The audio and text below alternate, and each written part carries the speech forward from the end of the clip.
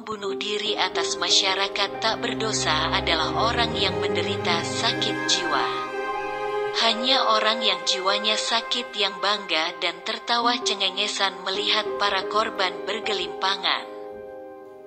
Hanya penderita sakit jiwa yang mau mati dengan mematikan orang lain yang tidak ada sangkut pautnya dengannya.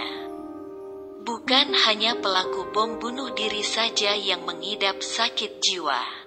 Orang-orang yang tidak memiliki empati atas kejadian teror kemanusiaan ini juga sejatinya menderita sakit jiwa.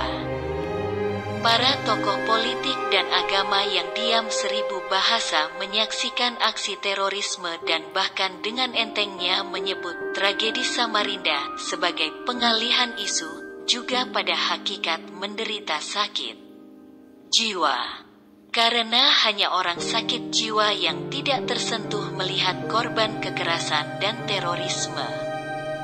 Para tokoh masyarakat yang membisu dan mengabaikan kasus terorisme di gereja Oikumene Samarinda yang menelan korban anak-anak dan orang-orang tak berdosa.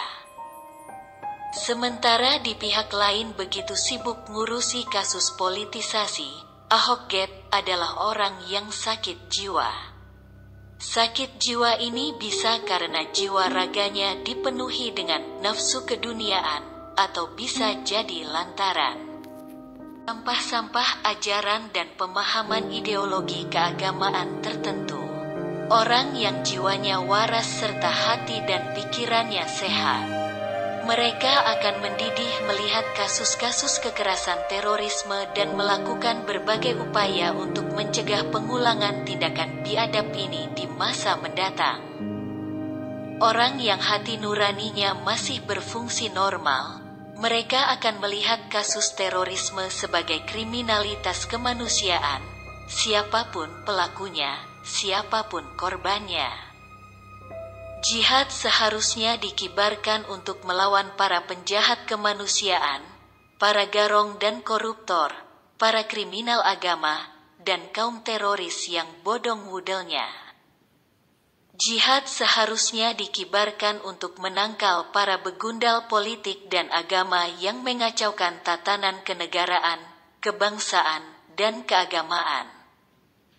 Jihad seharusnya dilakukan untuk memerangi pribadi-pribadi yang rakus bin serakah yang hidupnya penuh sesak dengan nafsu politik kekuasaan duniawi.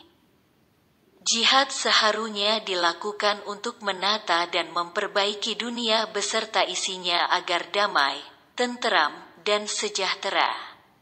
Dengan kata lain, jihad seharusnya sebagai way of life untuk menata kehidupan agar lebih baik, bukan way of death untuk persiapan kematian di alam akhirat.